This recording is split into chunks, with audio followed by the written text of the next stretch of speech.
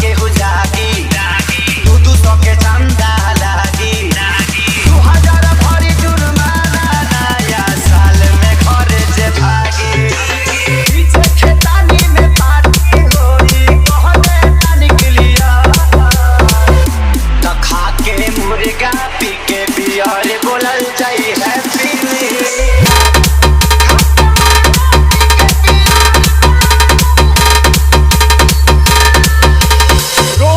New system पार देंगे।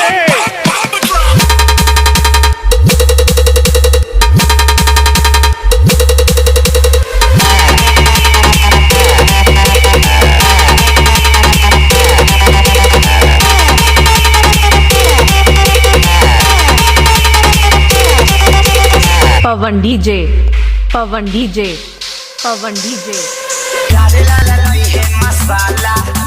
लहसुन प्याज मरीच काला कोई खा लई है सामद हाथी पवन के घर पठाला रोम रोम भाइयों सिस्टम पार देंगे। डालेला लई है मसाला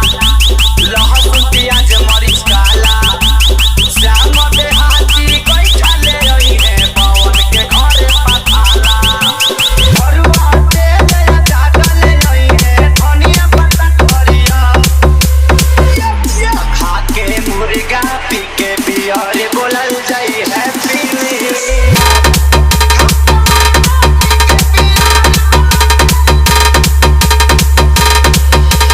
रोम रोम भाइयों सिस्टम पार देंगे। पवन डीजे पवन डीजे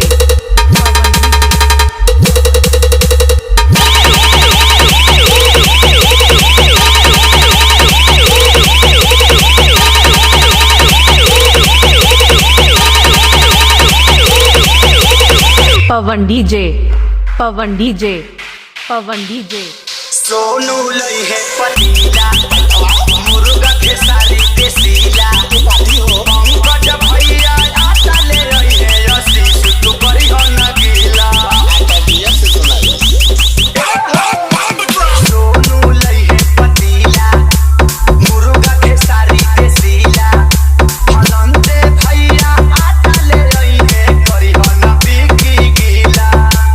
बटन गिलास विकास ले रही है पानी पी रही है ना डीजे पवन मुहरवा डीजे पवन मुहरवा यार बोलल जाई